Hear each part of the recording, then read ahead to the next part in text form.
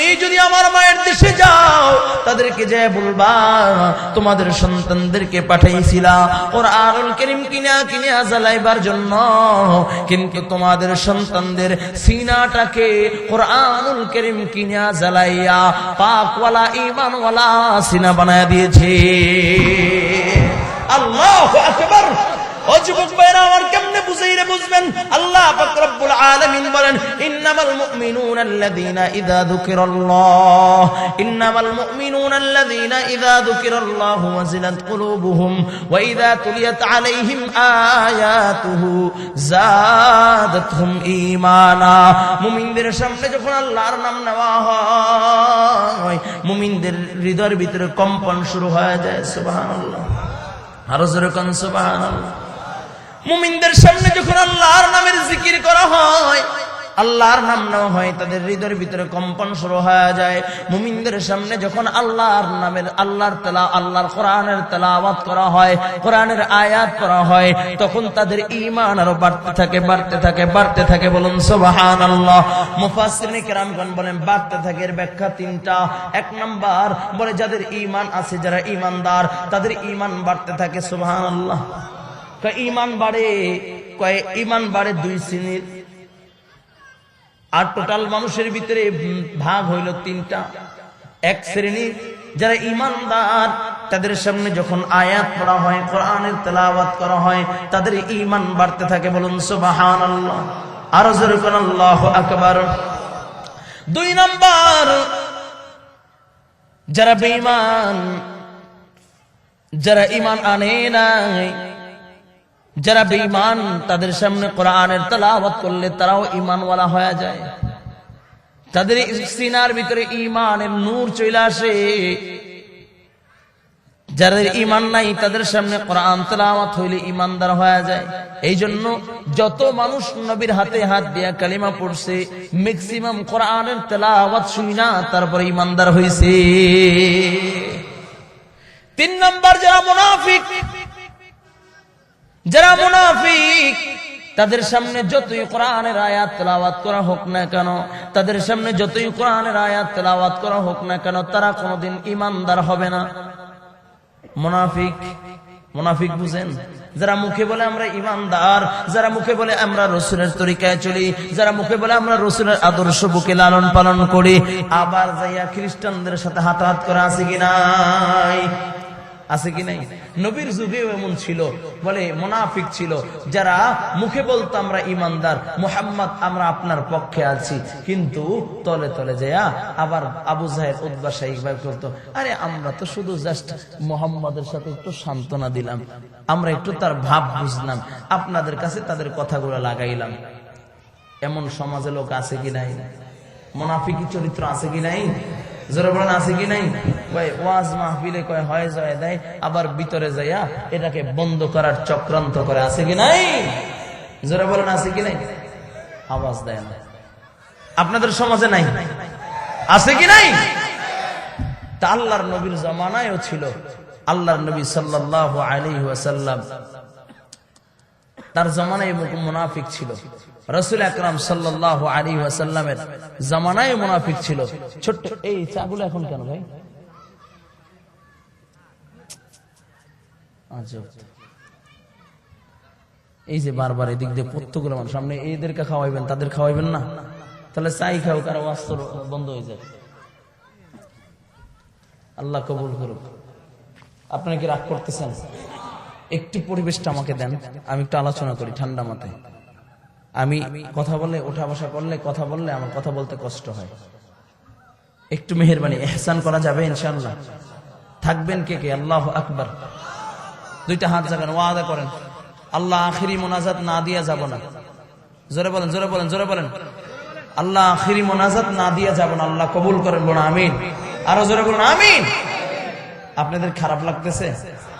খারাপ লাগতেছে? তাই ধৈর্য সহকারে একটু বসা যাবে না ইনশাআল্লাহ? নাকি দোয়া করে দিব? 11টা বাজে, দোয়া করে দিই? হ্যাঁ, দোয়া করে দিই। তার ধৈর্য সহকারে বসবেন তো ইনশাআল্লাহ? তো মুনাফিকদের যে ঈমান, যারা মুনাফিক তাদের সামনে কোরআনের আয়াত পড়লে যে ঈমান, তারা ঈমানদার হয় না, এর বাস্তব একটা উদাহরণ দিব আপনাদের কাছে। রাসূল আকরাম সাল্লাল্লাহু আলাইহি ওয়াসাল্লামের পরে খলিফাতুল মুসলিমিন, মুসলমানদের খলিফা নিযুক্ত হয়েছিলেন সিদ্দিক আকবর হযরত আবু বকর সিদ্দিক রাদিয়াল্লাহু তাআলা।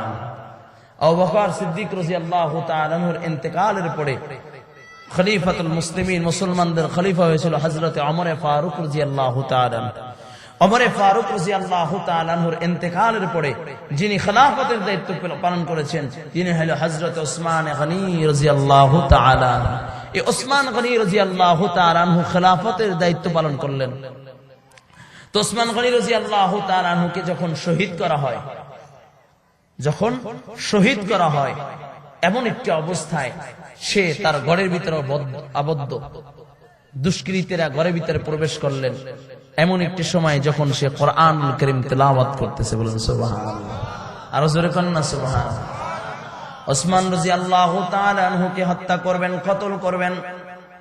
এমন সময় ওসমান রাদিয়াল্লাহু তাআলা আনহু ডাক দিয়া বলেন, ভাই তোমরা যে আমাকে কতল করবা, হত্যা করবা, একটা মানুষকে যারা ঈমান আনার পরে তাকে হত্যা করা যায় 3 কারণে, কিন্তু আমি ওসমানের ভিতরে তো 3টা কারণ নাই। 1 নম্বর কারণ, যদি সে বিবাহিত হয় আর জিনার ভিতরে শামিল হয় তাহলে তাকে সঙ্গে সার করে হত্যা করে দিতে হয়। কিন্তু আমি ওসমান এমন একজন ব্যক্তি যে ইসলাম আনার আগেও কোনোদিন জিনা করে নাই, ইসলাম আনার পরে কোনোদিন জিনার ভিতরে লিপ্ত হই নাই। তাহলে তোমরা আমাকে কেন হত্যা করবা, কেন কতল করে দিবা? 2 নম্বর কারণ, যদি ইসলাম আনার পরে যদি কেউ অন্যায়ভাবে কাউকে যদি হত্যা করে দেয়, কতল করে দেয়, তার কোনো দোষ নাই, কিন্তু তাকে কতল করে দিলাম, তাহলে কতলের বদলে তাহলে কতল করে দিতে হয়। আমি ওসমান বিনা দোষে কাউকে কোনোদিন হত্যা করে নেই, কতল করে নেই, তাহলে তোমরা আমাকে কেন কতল করবা? 3 নাম্বার, ওসমান গনি রাদিয়াল্লাহু তাআলা আনহু ডাক দেয়া বলে, এরে ভাই তোমরা আমাকে কেন কতল করবা? যদি কোনো ব্যক্তি মুসলমান হয়, মুসলমান হওয়ার পর যদি আবার মুরতাদ হয়ে যায়, ঈমান হারা হয়ে যায়, বেঈমান হয়ে যায়, তাহলে তাকে কতল করার বিধান। কিন্তু আমি ওসমান গনি রাদিয়াল্লাহু তাআলা আনহু, আমি রাসূলের হাতে হাত দিয়ে কালিমা পড়েছি, তোমরা কেন আমাকে কতল করতে চাও, আমাকে হত্যা করতে চাও? এই 3টা কারণ তো একটাও আমার ভিতরে নাই। এই আয়াতগুলো যখন তার কানের ভিতরে পৌঁছেছে, যারা ঈমানদার ছিল তারা বের হয়ে গেছে, কিন্তু মুনাফিক যারা ছিল তারা ওসমান রাদিয়াল্লাহু তাআলা আনহুর উপরে তরবারি চালায়া দিয়েছে। ওসমানকে শহীদ করা হয়েছে বলে রক্তের ছিটাগুলো ঈশা কোরআনুল কারীমকে বিজয় দিয়েছে। এই জন্য ইতিহাসের কিতাবে লেখা হয়, কাল কিয়ামতের ময়দানে যারা ইসলামের জন্য শাহাদাত বরণ করবে, যারা ইসলামের জন্য শহীদ হইবে, তাদেরকে কাল কিয়ামতের ময়দানে যে যেভাবে শহীদ হবে সেইভাবে দাঁড়ায়া যাবে, আর ওই কাটা অঙ্গগুলো রব্বে কারীমের কাছে শাহাদাতের সাক্ষ্য দিবে। কিন্তু ওসমান গনি রাদিয়াল্লাহু তাআলা আনহুর শাহাদাতের সাক্ষীগুলো কোরআনুল কারীম আল্লাহ তাআলার কাছে দাঁড়ায় বলবে, আল্লাহ ওগো আরশের মালিক, হইল ওসমান শহীদ, আমি কোরআনুল কারীমকে পড়তে পড়তে শাহাদাত বরণ করেছে। ও যুবক ভাই, কেমনে বুঝাইলে বুঝবেন রে বাবা? কোরআনুল কারীমের এত দাম। কোরআনুল কারীমের পক্ষে থাইকা যদি কেউ দুনিয়ার থেকে বিদায় নেয়, কোরআনুল কারীমের পক্ষে থাইকা যদি শাহাদাত বরণ করে, কোরআনুল কারীম বুকে নিয়ে যদি কেউ দুনিয়ার থেকে বিদায় নেয়, কাল কিয়ামতের ময়দানে কোরআন তার পক্ষে তোর পক্ষে সুপারিশ করবে। যুবক ভাইরা আমার, ইমাম শাফি রাহমাতুল্লাহি আলাইহি একদিন স্বপ্নের যুগে দেখে, ও যুবক ভাই ভালো করে শোনো, ইমাম শাফি রাহমাতুল্লাহি আলাইহি স্বপ্নে দেখেন আহমদ ইবনে হাম্বল রাহমাতুল্লাহি আলাইহিকে আল্লাহর নবী সাল্লাল্লাহু আলাইহি ওয়াসাল্লাম ইমাম শাফিকে স্বপ্নে দেখাইলো, ও ইমাম শাফি, আহমদ ইবনে হাম্বলকে জানা দিবা আহমদ ইবনে হাম্বল যেভাবে কোরআনের উপর অটল রয়েছে, বলে কোরআন গায়রে মাখলুক, এই কথার উপরে যেন অটল থাকে। যদি এই কথার উপরে সে অটল থাকে, আমি মুহাম্মদুর রাসূলুল্লাহ তার সাথে জান্নাতে দেখা করব। লম্বা একটা ঘটনা। ইমাম আহমদ ইবনে হাম্বল রাহমাতুল্লাহি আলাইহি বলে কোরআন গায়রে মাখলুক। তৎকালীন বাদশা কয় না কোরআন মাখলুক। এই নিয়ে একটা ইখতিলাফি মাসালা, এ নিয়ে তর্ক বিতর্ক চলতেছে। একে অপরকে পক্ষ বিপক্ষ তর্ক বিতর্ক চলতেছে। ইমাম আহমদ ইবনে হাম্বল রাহমাতুল্লাহি আলাইহি তার কথার উপরে অটল। বাদশা তাকে পাকড়াও করে জেলখানায় নিয়ে গেছে, গ্রেফতার করে ফেলছে। জেলখানার ভিতরে একের পর এক তার উপরে অত্যাচার শুরু, একের পর এক তাকের উপর তার উপরে অত্যাচার, তার উপরে জুলুম শুরু হয়ে গেল। কিন্তু ইমাম আহমদ ইবনে হাম্বল তার কথার উপরেই অটল। রাসূল স্বপ্নে দেখাইছে আহমদ ইবনে হাম্বলের ব্যাপারে শাফি রাদিয়াল্লাহু তাআলাকে। কয় এখানে প্রশ্ন হইতে পারে, রাসূল তো ডাইরেক্ট আহমদ ইবনে হাম্বলকেই স্বপ্নে দেখাইতে পারতো, তাহলে শাফিকে কেন স্বপ্নে দেখাইলো? কয় এই কথাটা উম্মতের মাঝে যেন ছড়ায় পড়ে, সবাই যেন জানে কোরআনের পক্ষে থাইকা জীবন দিলে রাসূল তার সাথে জান্নাতে সাক্ষাৎ করবে। বলুন সুবহানাল্লাহ। ইমাম শাফি রহমাতুল্লাহি আলাইহি খাদেমকে ডাক দিয়েছে, খাদেম এই সংবাদটা আহমদ ইবনে হাম্বলকে পৌঁছায় দাও। জেলখানায় চলে গেছে আহমদ ইবনে হাম্বলকে এই সংবাদটা পৌঁছাবার জন্য।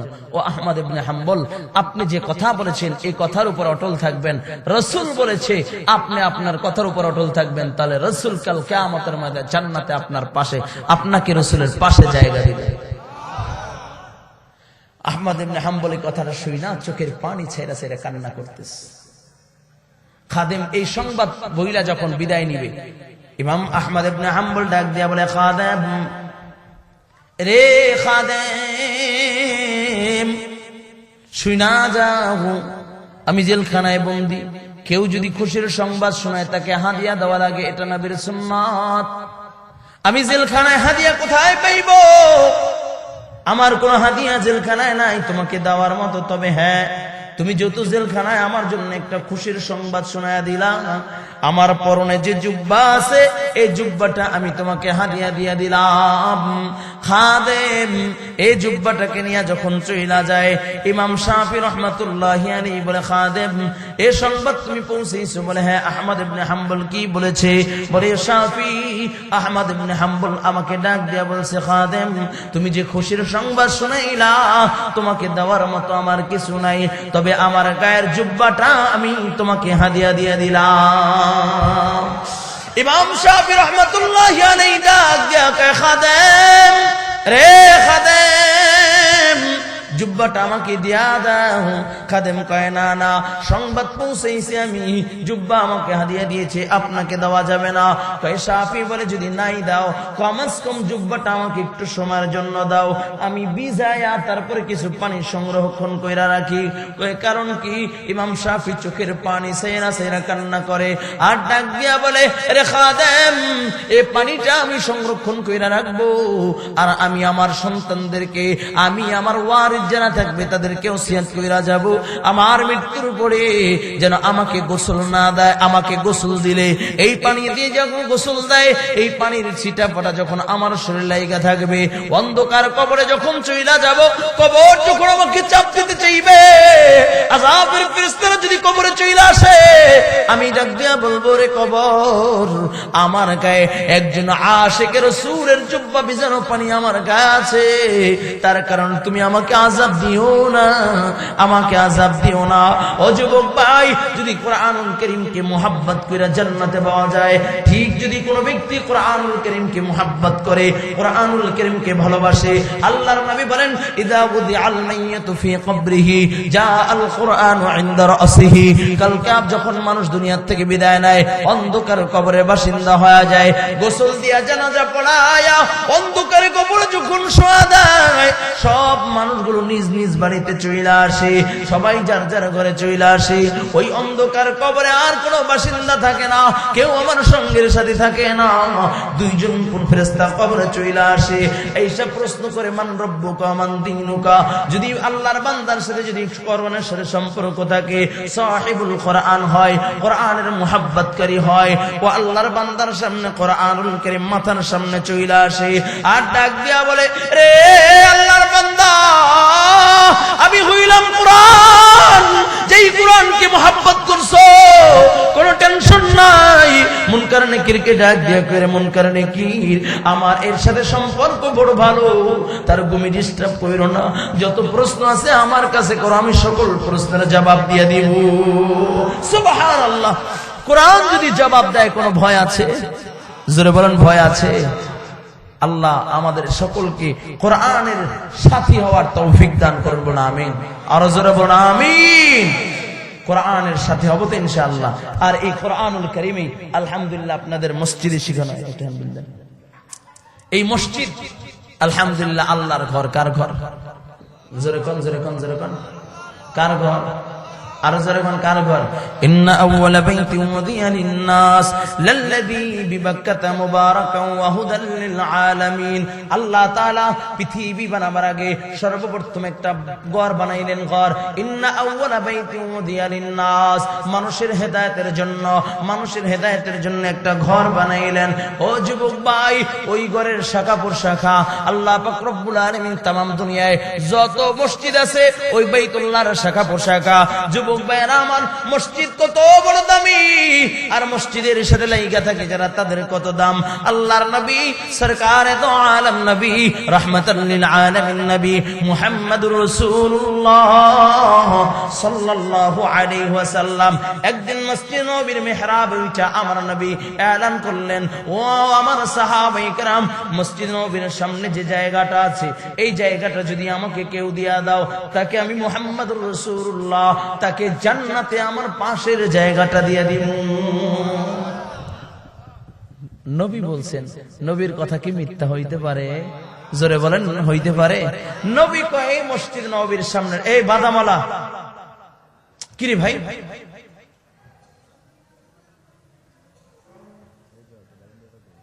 এটা কোন কথা?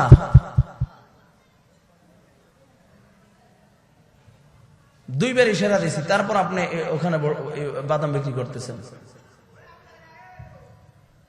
আপনি হাইটা হাইটা বাদাম বিক্রি করলে আমার কথাগুলো যেখান থেকে সুইটা যাচ্ছে, বারবার কথা স্লিপিং হচ্ছে।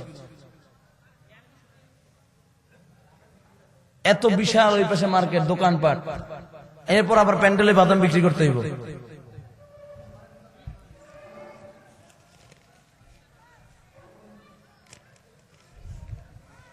আপনাদের কাছে ভালো লাগতেছে না আমাদের কথাগুলো? শেষ করে দিই, রাগ করতেছেন? হ্যাঁ চলবে? এই যে তাকবীর দেন তো, নারায়ে তাকবীর। আরে এটা তো ঢাকার আওয়াজ, আপনাদের এই মহেশপুরের আওয়াজে বলবেন নারায়ে তাকবীর। মহেশপুরের লোকের ঈমান বড় তেজওয়ালা ঈমান, সে ঈমানের বলে বলিয়ান হয়া জোরে কর নারায়ে তাকবীর। না হয় না। আচ্ছা, এখানে যুবক যারা, তারা একটা তাকবীর দাও তো। যুবক কারা আছো? 40 বা 35 এর নিচে যাদের বয়স, একটা হাত জাগাও তো। আল্লাহু আকবার। সভাপতি সাহেবের যুবক মানুষ না? মাশাআল্লাহ, আল্লাহ কবুল। হাত জাগান তো। মাশাআল্লাহ, আল্লাহ কবুল করেন। হাত নামান। আমার বাবাজিরা, ও মা, ও আমার বাবার বয়স তো কয় হুজুর বুড়ো হইছে। মনটা কি আর বুড়ো হইছে? আল্লাহ কবুল। এই বাজান, হ্যালো, এদিক তাকান, এদিকে। ও চাদর ঠিক করতেছে, কয়েকটা তাকবীর দিতে হইব তো, রেডি হইতেছি। আল্লাহ আমার বাবাজি যারা আছেন তারা যদি বেয়াদবি না নেন, একটু হাতটা জাগান তো। আল্লাহু আকবার। মাশাআল্লাহ, আল্লাহ কবুল। মা, আমার বাবাজিরা তো অনেক সংখ্যায়, একটা তাকবীর হোক। যুবকের আগে দিবি না মুরব্বীরা আগে দিবে? না, একসাথে দিবে। আগে মুরব্বীরা না যুবকরা? যুবকরা না, যুবকরা। আচ্ছা, যুবকরা দিক, আমার বাবাজিদের একটা আলাদা সম্মান আছে। আচ্ছা, যুবকরা একটা আগে স্লোগান দিক। যুবক, তোমাদেরকে যদি দ্বীনের জন্য ডাকা হয়, ইসলামের জন্য ডাকা হয়, আল্লাহর নবীর খতমে নবুয়তকে মিটায় দেওয়ার জন্য, ওই দেখো না মির্জা গোলাম মোহাম্মদ কাদিরের অনুসারীরা বাংলার প্রান্তরে তারা ইস্তেমা করার দুঃসাহস দেখাচ্ছে। এর যুবক ভাই, নবীর খতমে নবুয়তকে টিকায় রাখার জন্য যদি তোমাদেরকে ডাক দেওয়া হয়, রাজপথে নামার জন্য কে কে তৈরি আছো? নারায়ে তাকবীর।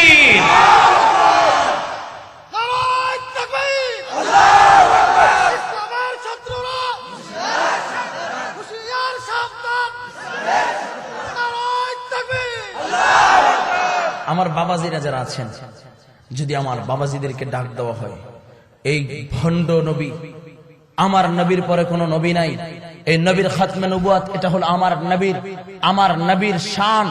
আমার এই নবীর শানকে যারা মিটায় দিতে চায়, আমার এই নবীর শানকে যারা ধূলিসাৎ করতে চায়, তাদেরকে বাংলার জমিনে, বাংলাদেশ জমিনে মুসলমান পরিচয় থাকতে হবে না। এই জন্য যদি উলামায়ে কেরাম আপনাদেরকে ডাক দেয়, রাজপথে আবু বকর সিদ্দিকের মতো বদরের প্রান্তরে 313 জন নিয়ে যখন আল্লাহর নবী চলে গেছেন, আপনাদেরকে যদি ডাক দেওয়া হয় মির্জা গোলাম মোহাম্মদকে দ্বীনের বিরুদ্ধে রাজপথে নামার জন্য কোন কোন বাবাজি তৈরি আছে? নারায়ে তাকবীর। উম্মাহ আল্লাহু আকবার। আমার বাবাজিদের তামাজ ভালো বড়। কে ফার্স্ট হয়েছে কারা, যুবকরা না মুরব্বীরা? হ্যাঁ, মুরব্বীদের আওয়াজটা বেশি না? যুবকরা কি খায় নাই দুপুরে? খাওয়া দাওয়া করছে? আমি এরকম হাওলাত দিচ্ছেন? আরে না না, আপনাদের সময় মুরব্বীরা হাওলাত দিচ্ছে, আমি তাকায় দেখছি না। মুরব্বীরা তখনও স্লোগান দিচ্ছে, এখনো দিচ্ছে, কিন্তু আপনারা দেন নাই। আমি সাতক্ষীরাতে এরকম একবার স্লোগান দিতে বললাম, মুরব্বীরা স্লোগান দিচ্ছে অনেক আওয়াজ, কিন্তু যুবকরা স্লোগান দেওয়া আওয়াজ নেই। আমি কি কই, যুবক তোমরা কি খাওয়া দাওয়া করো নাই? এক মুরব্বী দাঁড়ায়, ওরা খাইবো কি? আমরা তো বসের খেলে খাইছি গরুর দুধ, ওরা খায় ফেসবুক। ঠিক কি না যারা বলেন? ফেসবুক চালাইতেছে, এই যে আজব এক কারখানা। বলে ঠেলা যে শুরু হয়েছে, ঠেলতে ঠেলতে ঠেলতে ঠেলতে হজরে আজান দিয়ে দেয়, কিন্তু ঠেলা শেষ হয় না। ঠিক কিনা যারা বলেন? আমগো দেশে ফেসবুক আছে, আমরা বলদ না। আমগো দেশে ফেসবুক আছে, আমরা বলদ না। ঠিক কিনা? হ্যাঁ, এই ফেসবুক বাইর হইয়া সব চালাক হয়ে গেছে। ঘরে ঘরে সাংবাদিক, কি হয়েছে না হয়েছে বোঝার সময় নেই, আগে ফেসবুকে লেখা লই। ঠিক কিনা যারা বলেন? আর এই ফেসবুকের কারণে কত সংসার ভেঙেছে, কত সংসারে আদাউ ধাউ করে আগুন জ্বলতেছে। ঠিক কিনা জোরে বলেন? কত সন্তান মা হারা হয়েছে, কত সন্তান বাবা হারা হয়েছে। ঠিক কিনা জোরে বলেন? আছে কি নাই? আবার কিছু কিছু বর্তমানে দেখায়, কয় আমরা নবীর সুন্নাত আদায় করি, এই জন্য বুড়ো একটা বেটারা বিয়ে কইরা বলে টাকা পয়সা দেখে বিয়ে কইরা এরপর কয় নবীর সুন্নাত আদায় করি। আরে বেটা, যদি নবীর সুন্নাত আদায় করতে চাস বুড়া, তার টাকা পয়সা দেখে একটা রিক্সাওয়ালার বিয়ে কর। আসলে ধান্দা হলো ইউটিউব আর ফেসবুক থেকে টাকা ইনকাম করার ধান্দা। এই জন্য ভাইরাল হওয়ার জন্য এই পন্থা অবলম্বন করেছে। ঠিক কিনা যারা বলেন? আবার কেউ কেউ কয় কাপল ব্লক। কি কয়? কাপল ব্লক। কয় বেড়া মানুষ তো হেডাম নাই ইনকাম করার, এই জন্য বউরে মেকআপ টেকআপ কইরা এবার ইন্টারনেটের সামনে ছাইরা দিস। ঠিক কিনা যারা কও? আরে তুই যদি বেড়াই হইতি, পুরুষ যদি হইতি, তাহলে তোর স্ত্রীকে ধাইকা রাখতি। কারণ আল্লাহ কয় হুন্না লিবাসুল লাকুম ওয়া আনতুম লিবাসুল লাহুন্না। স্বামী স্ত্রীর পোশাক, স্ত্রী স্বামীর পোশাক। আল্লাহ তাআলা তোমার জন্য তোমার স্ত্রীকে দিয়েছে, বলে তোমার জন্য তোমার স্ত্রী, তোমার স্ত্রীর দায়ভার ভর পোষণ সম্পূর্ণ দায়িত্ব তোমার উপর। ঠিক কিনা জোরে বলেন? আর এই দায়িত্বের ভিতরে যদি তোমার অবহেলা থাকে, কাল কিয়ামতের ময়দানে আল্লাহর আদালতে জবাব দেওয়া লাগবে। এক কদম জবাব না দিয়ে সামনে অগ্রসর হতে পারবা না। ঠিক কিনা জোরে বলেন? ইনকাম করার ক্ষমতা নাই, বউরে মেকআপ করে সারাই আছে কি নাই? আছে কি নাই? ভাইরাল হওয়ার যত ধান্দা। আল্লাহ তাআলা আমাদেরকে আযাব গজব থেকে হেফাজত করে। জোরে বলেন আমিন। আরো জোরে বলেন আমিন। দেখি সকলে মিলে যদি আমার নবীর ইজ্জতকে রক্ষার জন্য, আমার নবীর খতমে নবুয়তকে টিকায় রাখার জন্য, এই মহেশপুরের মুসলমানদেরকে যদি ডাক দেওয়া হয় খতমে নবুয়তকে টিকায় রাখার জন্য, আমার নবীর পরে নবী নাই, আমার নবীর পরে যারা নবী দাবি করবে তাদের বাংলার জমিনে জায়গা হবে না। এজন্য যদি উলামায়ে কিরাম তোমাদেরকে ডাক দেয় মির্জা গোলাম মোহাম্মদ কাদিয়ানীর ইস্তেমাকে পঞ্চাল করার জন্য, রাজপথে নামার জন্য, কে কে তৈরি আছে? নারায়ে তাকবীর। জোরে নারায়ে তাকবীর। জোরে জোরে জোরে নারায়ে তাকবীর।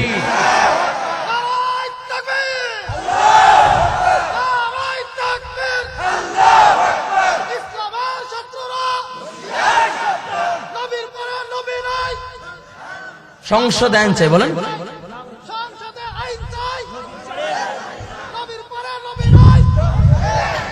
উচ্চ গলায় আওয়াজ করে উচ্চ স্বরে রবের দেওয়া জবান দিয়ে রবের পক্ষে স্লোগান দিব, নবীর পক্ষে স্লোগান দিব। একটা জবান বন্ধ থাকবে না। উচ্চ স্বরে বলো নারায়ে তাকবীর। নবীর পরে নবী নাই। জোরে জোরে সংসদে আইন চাই। ঠিক কিনা জোরে বলেন? যদি মির্জা গোলাম মোহাম্মদ কাদিয়ানীর অনুসারে বাংলার জমিনে থাকতে চায়, মুসলমানদের পরিচয় থাকতে পারবে না, ওরা বেঈমান পরিচয় থাকতে হবে। কারণ মুসলমান তো সে যে আমার নবীকে মহব্বত করে, আমার নবীর ইজ্জতের উপর আঘাত করে না। কেউ যদি আমার নবীর ইজ্জতের উপর আঘাত করে, সে আর মুসলমানদের খাতায় নাম থাকতে পারে না। ঠিক কিনা? এজন্য নবীর পরে নবী আছে। জোরে জোরে বলো নবীর পরে নবী আছে। আমার নবীর পরে যদি কেউ নবী দাবি করে সে কাফের। তাকে যারা কাফের মনে করবে না তারাও কাফের। ঠিক কিনা জোরে বলেন? আরো জোরে বলেন ঠিক কিনা? আমার নবীর একটা শান আছে, শান। আমার নবীর একটা শান আছে। যেরকম নেতার শান আছে, নেত্রীর শান আছে, আমার নবীরও একটা শান আছে। যদি আমার নবীর শানের উপরে যদি কেউ আঘাত করে, কলম দিয়ে হোক, বলে ফেসবুক বা ইন্টারনেট, ইউটিউব, টুইটার, যেখানেই বলুক না কেন, বলে খবর পত্রিকার পাতায় বা টেলিভিশনের চ্যানেলে বা কলমের আগা দিয়া বা ইন্টারনেটে, যেভাবে হোক না কেন, আমার নবীর ইজ্জতের উপরে যদি কেউ আঘাত করে, তার ঈমান থাকে? জোরে বলেন থাকে? আর জোরে বলেন থাকে? মানি না, মানবো না, মানতে পারি না, আল্লাহ রাসূলের মানো না, মানি না। জোরে জোরে জোরে, ওকে ভালো লাগে না? আচ্ছা, মানি না, মানবো না, মানতে পারি না, আল্লাহ রাসূলের মানো না, মানি না, মানবো না, মানতে পারি না, আল্লাহ রাসূলের মানো না। অবমাননাকারীরা রক্ষা পাবে না, অবমাননাকারীরা রক্ষা পাবে না, মানি না, মানবো না, মানতে পারি না, আল্লাহ রাসূলের মানো না। মানা যাবে? যদি 92 ভাগ মুসলমানের দেশে 56,000 বর্গ মাইল এই যে লাল সবুজ পতাকা নিয়ে এ স্বাধীন হয়েছে, স্বাধীন ভূখণ্ডে আমার নবীর ইজ্জতের উপর যদি কেউ আঘাত করে, 92 ভাগ মুসলমানের দেশে তার জায়গা হবে না। ঠিক কিনা জোরে বলো? তৈরি আছে ইনশাআল্লাহ? কে কোন দল করে দেখার সুযোগ নাই, কে আওয়ামী লীগ, কে বিএনপি, কে জাতীয় পার্টি, কে জামাত দেখার সুযোগ নাই।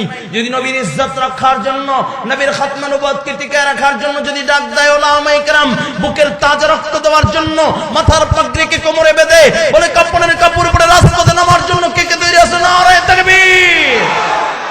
আল্লাহ কবুল করে বলুন আমিন। যুবক ভাইরা আমার, যেই কথা বলতেছিলাম, তাই ফেসবুক দেখা আজকে আমরা আমার ঘরের বিবির উপরে খারাপ আচরণ করি, আছে কি নাই? আবার আমার মা বোনরা আছে, স্বামীর উপরে খারাপ আচরণ করি। এখানে একটা কথা ছোট্ট 5 মিনিটে বলেই শেষ করবেন ইনশাআল্লাহ। মানে মা বোনরা যারা আছেন, দিলের কানটা লাগাই দিবেন। ও মা, আপনার স্বামী যেমনই হোক, এটা আপনার জান্নাতে যাওয়ার কারণ। ঠিক কিনা জোরে বলেন? 4টা জিনিস যদি আপনার সঠিক থাকে, 1 নাম্বার ঈমান, 2 নাম্বার পর্দা, 3 নাম্বার নামাজ যদি ওয়াক্ত মতন সময় মতন পড়ে নেন, 5 নাম্বার স্বামীর হক এবং খেদমত, হক এবং খেদমত যদি আদায় করেন, কাল কিয়ামতের ময়দানে ওই মা দাঁড়াবে আর সোজা আল্লাহর জান্নাতে চলে যাবে। কারো কাছে কোনো কৈফিয়ত জবাব দেওয়া লাগবে না। চিল্লায় কোন আল্লাহু আকবার, আরো জোরে কোন আল্লাহু আকবার।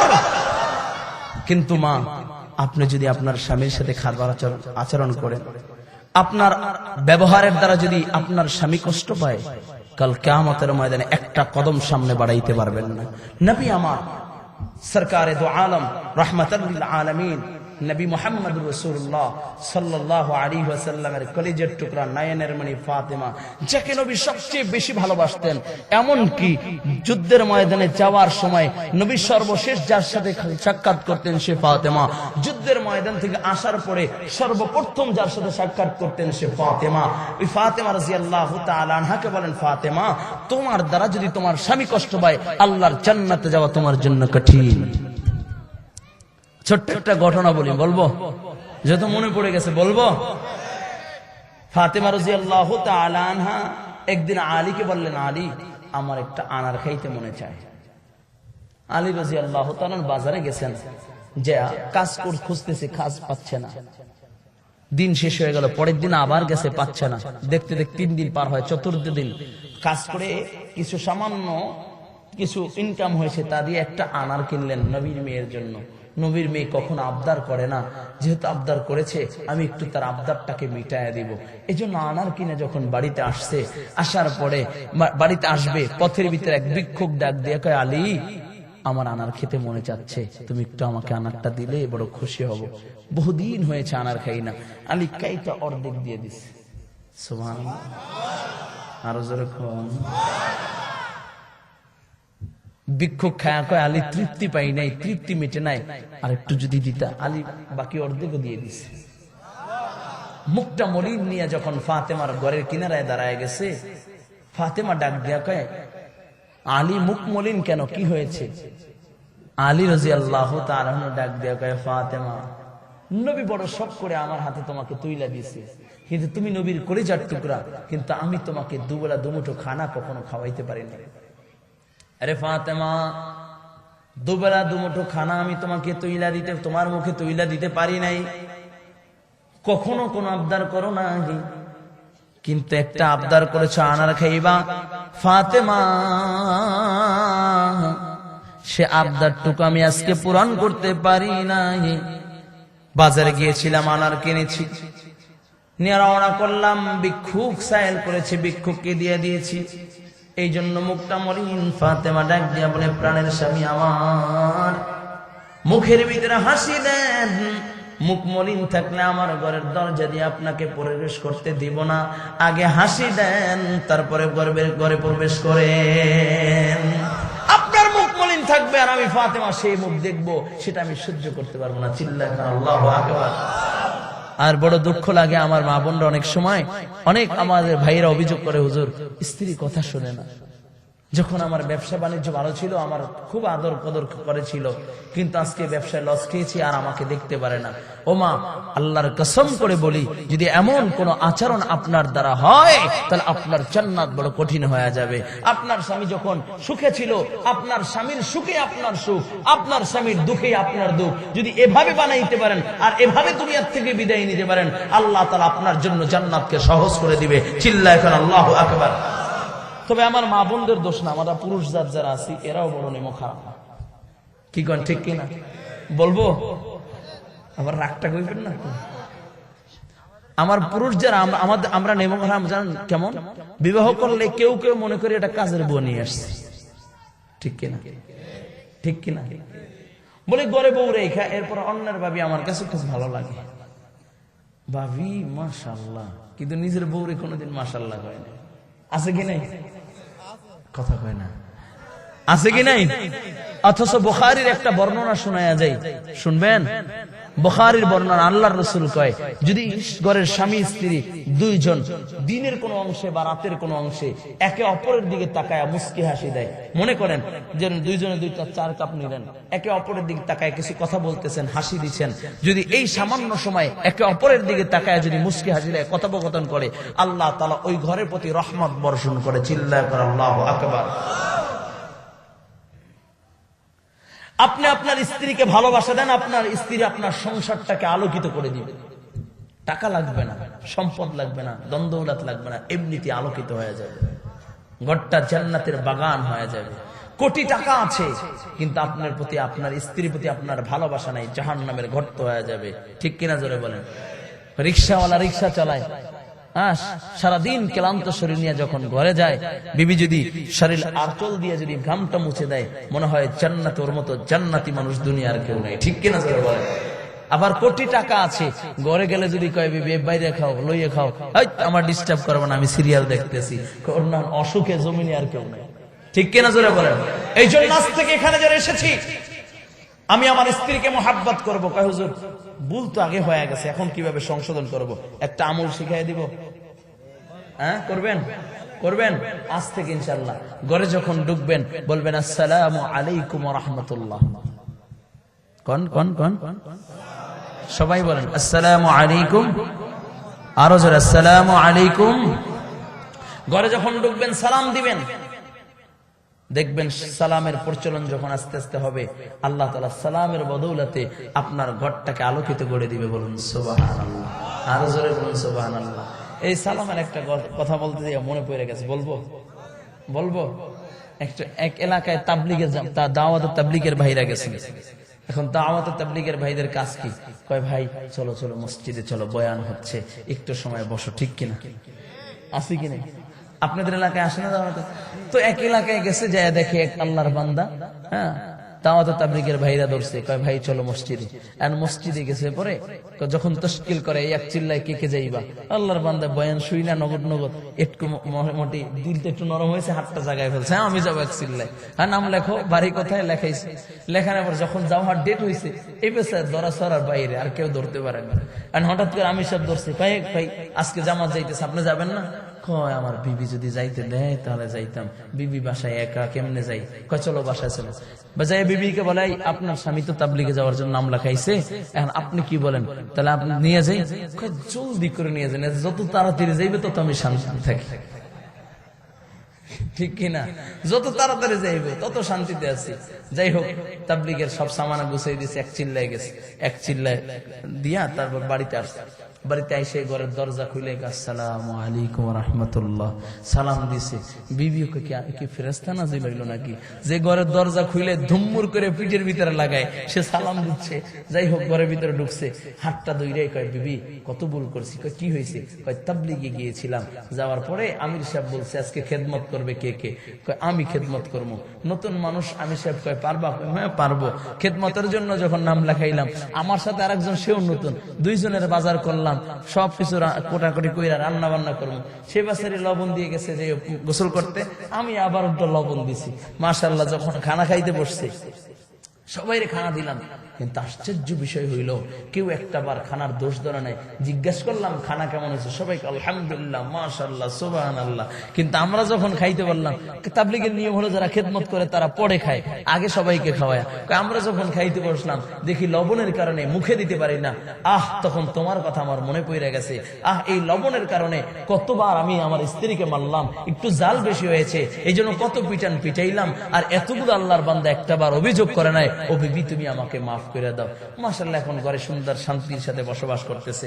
শুধু সুবহানাল্লাহ ইনশাআল্লাহ আলহামদুলিল্লাহর আওয়াজ। এখন পাশে একজন ছিল হিন্দুর বউ আইসা কয়, ভাবি আগে শুনতাম ধুম্বুর ধুম্বুর কান্নার আওয়াজ আর মায়ের, এখন কোন আওয়াজ নাই, শুধু সুবহানাল্লাহ ইনশাআল্লাহ আর আলহামদুলিল্লাহ। কারণ কি? কয় তাবলীগে পাঠাইছিলাম আপনার বাইরে, সে তাবলীগ থেকে আইসা ভালো হয়ে গেছে। কয় ভাবি তাহলে আমার রামচন্দ্রেরও একটু তাবলীগে পাঠানো দরকার, কারণ দিনের সাথে মিললে তো অটোমেটিক ভালো হয়ে যায়। ঠিক কিনা জোরে বলেন? অযুবক ভাই, এই কথাটা এই জন্যই বললাম, ঘরের শান্তি আপনি আনতে পারবেন। যদি আপনি ঠিক হয়ে যান, অটোমেটিক আপনার স্ত্রীকেও আল্লাহ ঠিক বানায় দিবে। আপনি বেঠিক হয়ে যাবেন, আপনার স্ত্রীও বেঠিক হয়ে যাবে। আল খাবিসুনা লিল খাবিসাত বলে, আপনি যেমন আপনার আচরণ যেমন হবে, আপনার স্ত্রীর আচরণ তেমন হবে। আপনি ঠিক হয়ে যান, দেখবেন আপনার স্ত্রীও ঠিক হয়ে যাবে। আপনি তাহাজ্জুদ করে একদিন কান্না করেন না, আল্লাহ আমার স্ত্রীকে ভালো বানায় দাও, ওই স্ত্রীটা পরের দিন আপনার পাও ধরে কান্না করবে, আমি ভুল করেছি, আর কোনদিন অপরাধ করবো না। চিল্লায় বলেন আল্লাহু আকবার। যুবক ভাই, কেমনে বুঝাইলে বুঝবেন রে বাবা? ও যুবক ভাই, যেই কথা বলতেছিলাম বাবা, এতগুলো কথা বুঝাইলাম, একটা কথা দিলের কানটা লাগায় দেন। আজকে এটা হলো মসজিদের উদ্যোগে মাহফিল, নাটিমা কুরিপুল হাই স্কুল পাড়া জামে মসজিদ। আলহামদুলিল্লাহ, মসজিদের উদ্যোগে মাহফিল। মসজিদটা হইল আল্লাহর ঘর। আল্লাহর নবী বলেন, মান বানা লিল্লাহ মসজিদান বানাল্লাহু লাহু বাইতান ফিল জান্নাহ। চিল্লায় কোন আল্লাহু আকবার, আর জোরে কোন আল্লাহু আকবার। নবী আমার সরকারে দু আলম নবী রহমাতাল লিল আলামিন নবী মুহাম্মদুর রাসূলুল্লাহ সাল্লাল্লাহু আলাইহি ওয়াসাল্লাম একদিন মিহরাবে দাঁড়ায় বলেন, আমার সাহাবী کرام, মসজিদের ভিতরে জায়গা সংকলন হয় না, তোমরা কে আছো মসজিদের সামনের জায়গাটাকে মসজিদ নববীতে দিয়া দিবা। আমি মুহাম্মদুর রাসূলুল্লাহ ওয়াদা করলাম, কাল কিয়ামতের ময়দানে জান্নাতে আমার পাশের জায়গাটা তাকে দিয়া দিব। চিল্লায় কর আল্লাহু আকবার। ও বাবা, শয়তান এখন চাইবে টান দিয়া উঠাইবার জন্য, একটা ইমানদার মুমিন উঠবে না এই ময়দান থেকে। শয়তানকে খুশি করব না, আল্লাহকে খুশি করব। কে কে বলো আল্লাহু আকবার। এই সিদ্ধান্ত আপনার কাছে, শয়তানকে খুশি করবেন না আল্লাহকে? যারা আল্লাহকে খুশি করবেন দুইটা হাত উঠে দেন, আল্লাহু আকবার, নারায়ে তাকবীর। ওয়াজ বলেন আল্লাহ, ওয়াদা করতেছি আখির মোনাজাত না দিয়া এখান থেকে যাইব না। আল্লাহ কবুল করে বলুন আমিন। ও যুবক ভাই, ও দুইটা হাত একটু নারায় নারায় আমার আল্লাহকে দেখায় দাও, বল আল্লাহ নিয়ে যেহেতু এসেছই, গুনাহ মাফ না করায়া এখান থেকে বাহির কইরো না, বলুন আমিন। শয়তান কিন্তু চাইবে সবল দিয়ে নিয়ে যাইতে, কারণ মোনাজাতে যদি 2 ফোঁটা চোখের পানি হইরা যায়, আর ওই 2 ফোঁটা রাসূল তো কয় হুররিমাতিন নার আলা মামবাকাত মিন খাশিয়াতিল্লাহ, যেই চক্ষু জাহান্নামের ভয় কান্দা দেয় আল্লাহ তাআলা তার জন্য জাহান্নামের আগুন হারাম করে দেয়। চিল্লায় কোন আল্লাহু আকবার। এই জন্য শয়তান চাবে এখন উঠায় নেওয়ার জন্য, কিন্তু আমার মনকে বুঝাইবো যত ব্যস্ততা থাক আর যত ফোন আসুক, উঠবো না। পারবো তো ইনশাআল্লাহ? ও বাবা, আচ্ছা আচ্ছা, যুবক ভাই, রাসূল কয় মসজিদ নববীর সামনের জায়গাটা দিয়ে দিবা, তাকে আমি জান্নাতে আমার পাশের জায়গাটা দিয়ে দিব। এই কথা শুনি না যে জায়গার মালিক, যে জায়গার মালিক বলতে আসতেছি, তো অপেক্ষা করো, শেষ করি এক জায়গায়, আগে পিছন দিয়ে কই লইব, একটু অপেক্ষা করো। যুবক ভাই, কেমনে বুঝিনি বুঝবারে বাবা, আল্লাহর নবী বলেন আমার পাশের জায়গাটা যে দিয়ে দিবা তাকে জান্নাতে আমার পাশের জায়গাটা দিয়ে দিব। রাসূল আকরাম সাল্লাল্লাহু আলাইহি ওয়াসাল্লাম এলান করলেন, ওই জায়গার যে মালিক দৌড়ে আসলেন, ও মুহাম্মদ কোন জায়গাটা দিবা? এই জায়গার মালিক আমি এই জায়গা তোমাকে দিয়ে দিলাম, বলো বলো তুমি আমাকে কোন জায়গাটা দিবা? মক্কার কোন পাশে, কাবা ঘরের কোন পাশে, সাফা মারওয়ার কোন পাশে, জমজমের কোন পাশে? ও মনে করছিল নবীর বাড়ি ছিল মক্কাতে, নবী হিজরত করে মদিনায় আসছে, হয়তো মক্কার কোন জায়গা নবী দিয়ে দিবি। নবী কয় না না, দুনিয়ার জমিনের কোন জায়গা না, জান্নাতে আমার পাশের জায়গা দিব। ও ব্যক্তি ডাক দিয়ে কয় মুহাম্মদ, না না না, এই কথা আমি বাকির নাম ফাঁকি আমি তোমাকে দিব না। নবীর মুখের উপর না কইরা দিছে, নবীর মুখটা মলিন হয়ে গেছে। নবী ঘরে চইলা যায়, নবীর মুখ মলিন দেখলে সাহাবায়ে কেরাম সহ্য করতে পারে না। সাহাবায়ে কেরামের কান্নার রোল পয়রা যায়, সাহাবায়ে কেরাম কান্না করতেছেন। ভাই বিরুদ্ধ সাহাবী হযরত সালমান ফারসি রাদিয়াল্লাহু তাআলা আনহু মদিনার গেটের কাছে যে কান্না করতেছে, এমন সময় উসমান গনি রাদিয়াল্লাহু তাআলা আনহু রাত্রে বেলা মদিনার গেট দিয়ে যখন ঢুকে দেখে সালমান কান্না করে। উসমান সালমানকে দেখা কয়, ভাই সালমান কি হয়েছে, কান্না করো কেন? কেন সানা সালমান, আমার নবীর কি হয়েছে? নাকি আমার নবীর উপরে কেউ আঘাত করেছে? বলো বলো। ও সালমান, আমার নবীর কিছু হলে আমি সহ্য করতে পারবো না। সালমান ডাক ডাক, উসমান শুধু আমি একা কাঁদি তা নয়, গোটা মদিনার মানুষগুলো কাঁদে। উসমান গনি আর হম করে কান্না শুরু করে দিয়েছে। ও ভাই কি হয়েছে, বলো বলো, আমার নবীর কি হয়েছে? সালমান ডাক দেয়া বলে, উসমান নবী একটা আবদার করেছিল, মসজিদ নববীর সামনের জায়গাটা যদি কেউ নবীকে দেয়া দেয়, নবী জান্নাতে তাকে তার পাশের জায়গাটা দিবে। উসমান কিন্তু বেদুইন ও লোকটা নবীর কথা মানে নাই, মুখের উপরে না করে দিয়েছে, নবীর মুখটা বড় মলিন হয়ে গেছে। উসমান কয়, তার বাড়ি কোথায় বলো বলো। রাতের আধার এই অন্ধকারে ও বেদুইনের ঘরের সামনে হাজির হয়ে যায়। ডাক দিয়া কয়, এই ভাই তোর জায়গার দাম কত? বলে আমার জায়গার দাম এত। কয়, আমি উসমান তোর জায়গা 5 গুণ বেশি দিতে চাই, আমাকে দিয়া দাও। বলে, উসমান তোমার এত জায়গা থাকতে তুমি আমার জায়গাটা কেন নিতে চাও? কয়, এত জবাব বুঝি না, এত প্রশ্ন বুঝি না, জায়গা আমাকে দিয়া দাও, তোমাকে আমি 3-5 গুণ বেশি জায়গা দিব। উসমানকে জায়গা দিয়ে দিলেন। আল্লাহর নবী ফজরের নামাজে দাঁড়ায় গেলেন। নবী আমার ফজরের নামাজের পরে সাহাবায়ে কেরামের দিকে মুখ করে বসতেন। উসমান দাঁড়ায় বলল, আল্লাহর রাসূল, আপনাকে যদি মসজিদে নববীর সামনের জায়গাটা কেউ দিয়া দেয়, আপনি তাকে কি দিবেন? আল্লাহর নবী ডাক দিয়া কয়, উসমান তাকে আমি জান্নাতে আমার পাশের জায়গাটা দিয়ে দিব। নবী আমার যেই মাত্র এই কথা বলছেন, উসমান ডাক দিয়া বলে, সরকার গো, এই জায়গার মালিক এখন আমি উসমান, আমি এই জায়গাটা আপনি মুহাম্মদুর রাসূলুল্লাহকে দিয়া দিলাম। নবী আমার দাঁড়ায় বলেন, ও আমার সাহাবায়ে কেরাম, আমি তোমাদেরকে সাক্ষী রেখা বললাম, জান্নাতে আমার পাশে যে জায়গা হবে, যার জায়গা হবে, যে থাকবে, সে হলো আমার উসমান। উসমানকে আমি আমার জান্নাতের পাশের জায়গাটা দিয়ে দিলাম। নবী আমার কয়, মান বানা লিল্লাহ মসজিদান বানাল্লাহু লাহু বাইতান ফিল জান্নাহ। নবী আমার কয়, যে ব্যক্তি একটা ঘর বানাইলো, ইয়ানি মসজিদ বানাইলো,